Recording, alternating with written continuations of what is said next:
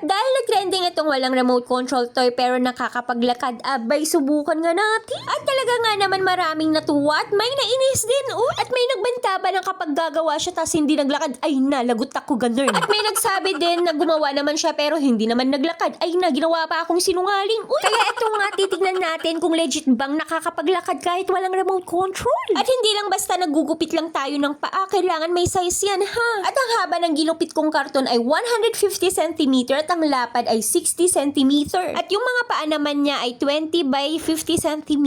At kung napapansin nyo, may gupit na pa-slant dun sa dulo ng paa. Ang size naman nun ay 0.50 cm.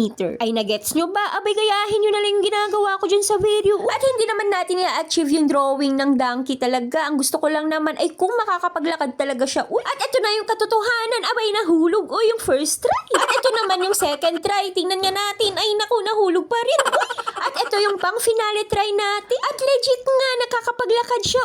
Kahit walang remote control pero parang pilay. Napagod ata. At least nakapaglakad naman siya, no?